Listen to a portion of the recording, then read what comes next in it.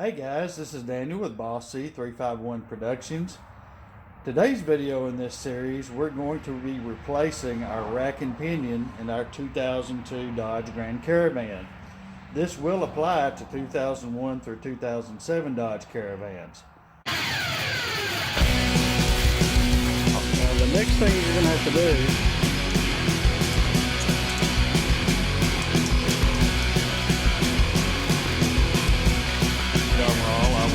armor all on the nipple top the end of this switch. Well, I'll show you what it looks like. Tightened down, leveled, and installed. I think they look pretty darn good.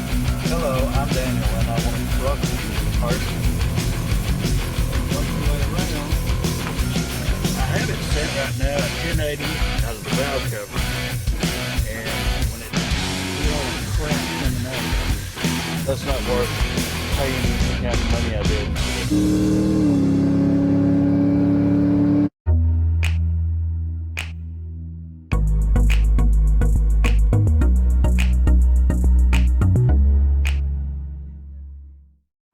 If you watched our previous videos, you saw that our rack and pinion that's installed in the van is in bad condition, and in some videos you can actually see it leaking out of the boot at the end of the rack. Now, I purchased this particular rack and pinion on Amazon, and believe it or not, after it was all said and done with, this rack and pinion remanufactured by A1 Cardone was $18. The initial price was $104, and I got a rebate from A1 Cardone on one of their remanufactured power steering racks.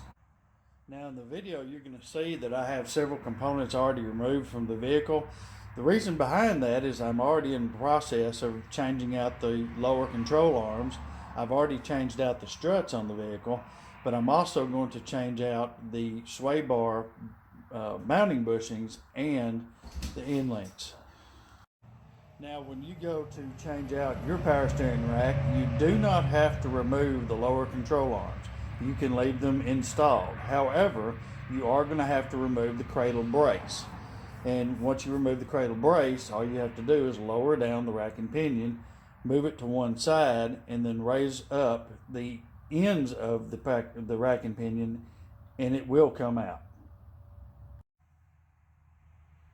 Another item of interest that you may want to go ahead and replace, and is sometimes required by a warranty from the manufacturer of the new or remanufactured power steering rack, is the power steering reservoir.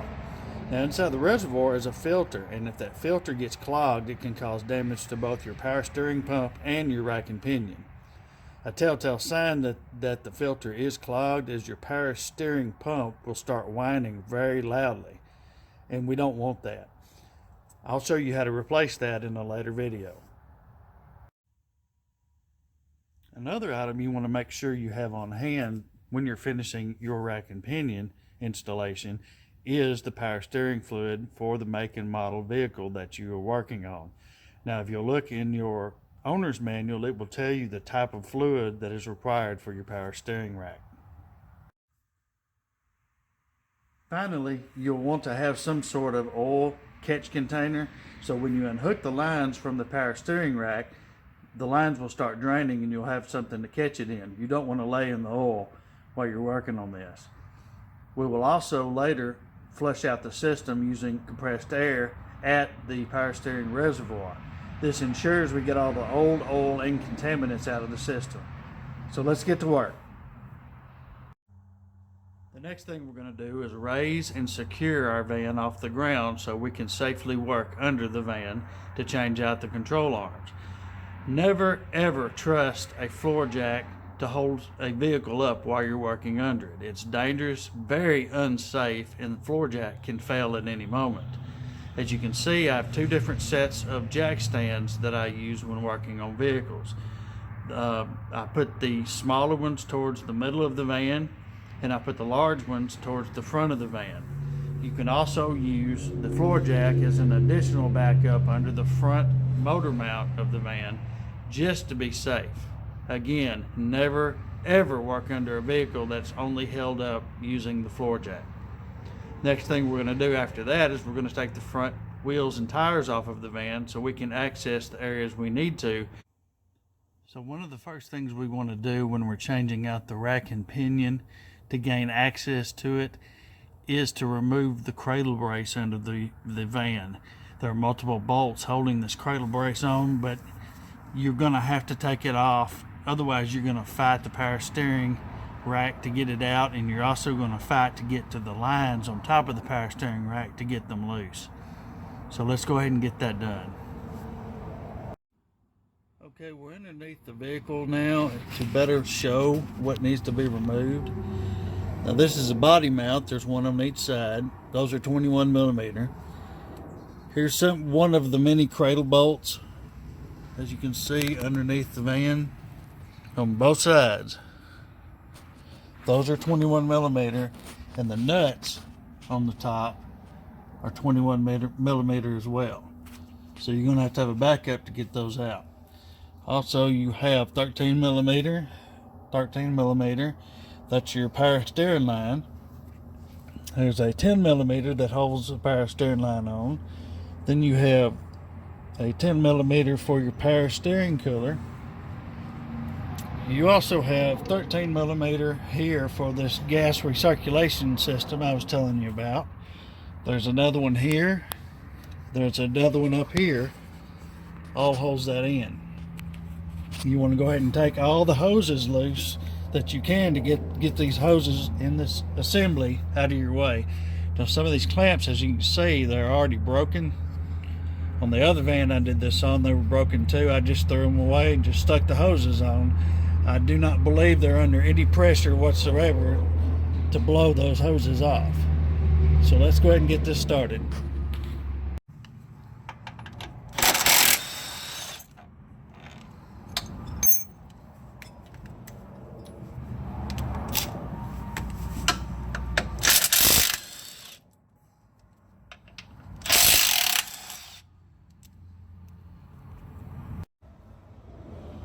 And of course, one oddball size out of the bunch. This bolt and only this bolt and nut are 18 millimeters.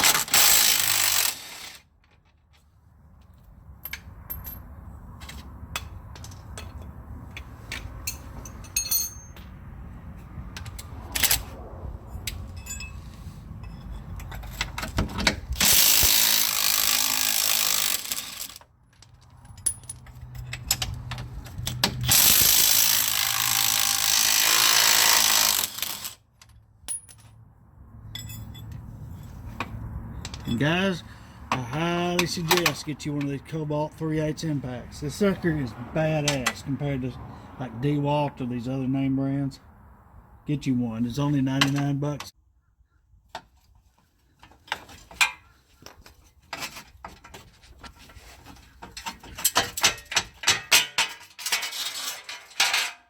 Okay, the cradle brace is out. The next thing we're going to want to do is we're going to loosen this jam nut that jams the tie rod end straight, and we're also going to take loose this nut to get this tie rod out of the spindle.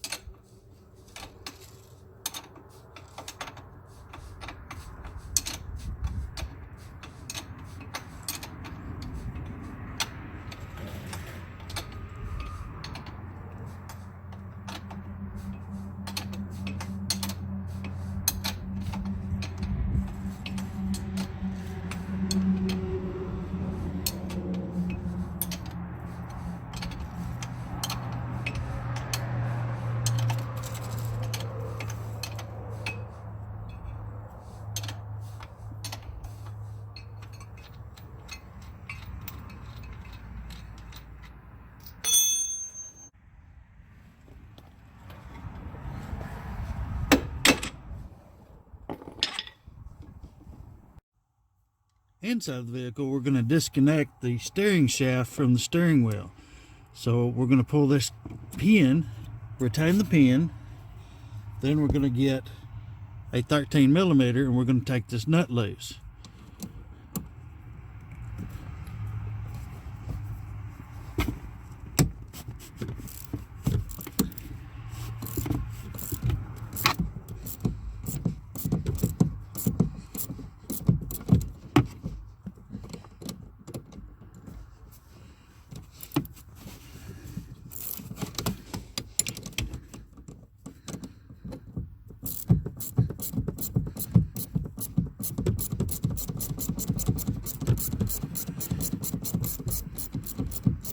Now what happens is that the pin bolt comes out. The nut is firmly attached to the upper steering shaft. It will not come off, and we don't want it to.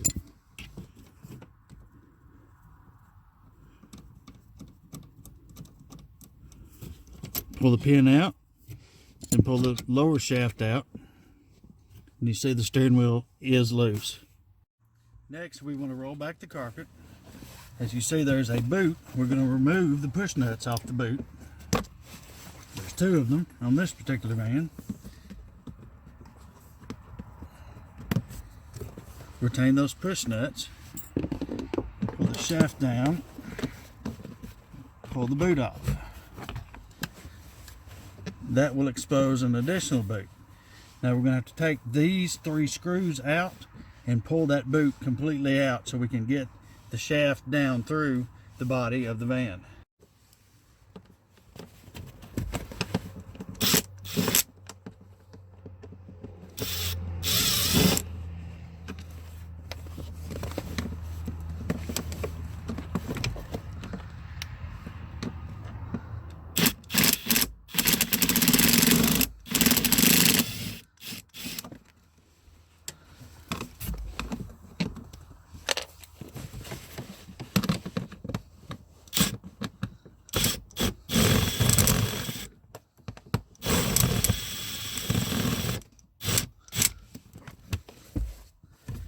Now we can slide the boot out.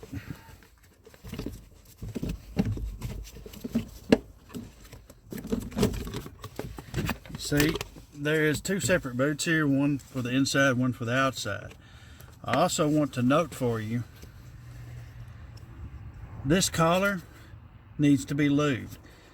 And nobody really tells you about that, but if it's not lubed, it will bind up, end up tearing this boot, and you'll end up having to replace it. This boot I already replaced on the 05 van that I worked on. It was about 60 bucks. So get you some silicone spray lube and spray in here before you reinstall it. And the last thing we're going to do before we drop the rack and pinion is we're going to take the power steering lines loose from the rack and pinion itself. Now both of these fittings are 18 millimeter. It's going to take a little time and work to get these loose and get them out, but they will come loose and come out. It would help if you do have a skinny 18 millimeter wrench. Also, be sure to have your drain pan right under the rack and pinion when you take these loose, because it's going to go everywhere when you get it loose. We now have a steady stream of fluid coming out of both lines, and we want this to continue until it stops. While the lines are draining, come up to your reservoir and take the cap off of the reservoir. This will assist in draining out the remaining fluid in the system that we can get out before we flush the system. Now we're going to take our compressed air and we're going to apply the air to our system to evacuate the remaining fluid in the system.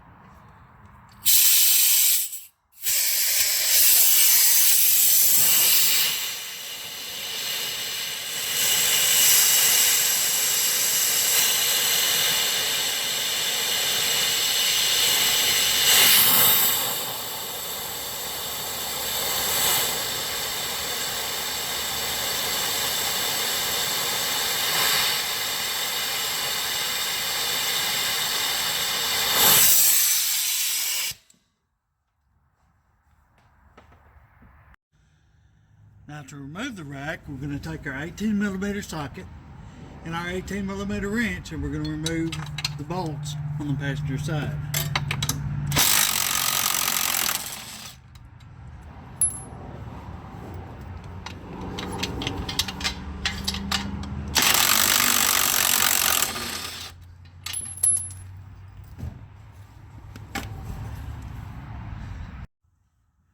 Now we move to the driver's side with our 21mm socket and 21mm wrench, and we remove the remaining bolt.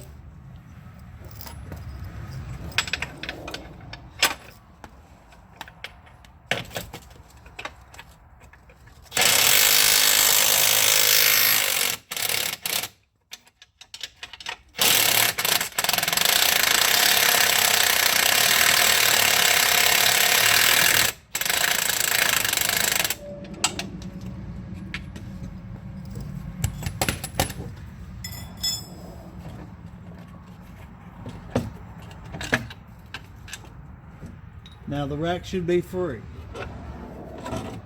Take the rack, move it towards the passenger side of the vehicle. You may have to wiggle it a little bit.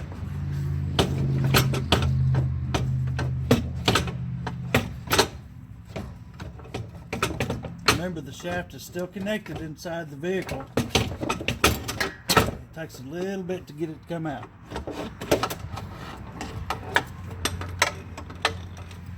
And now we have the rack out.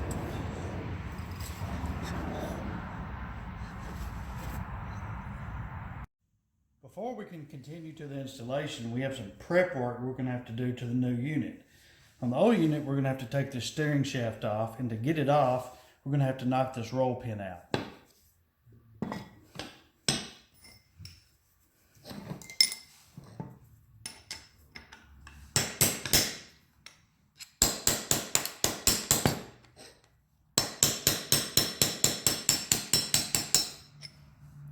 Once the roll pin is out, just pull the shaft off of the old unit.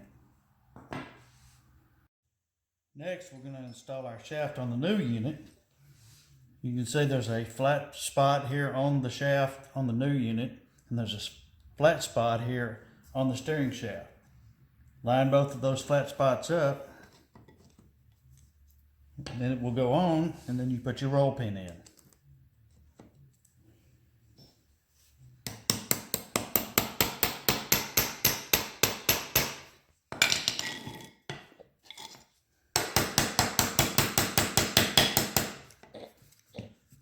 Make sure it's flush with the other side. There we go. Our next bit of preparation is we're going to go under the vehicle and take the O-rings off the power steering lines that we took loose from the old power steering unit.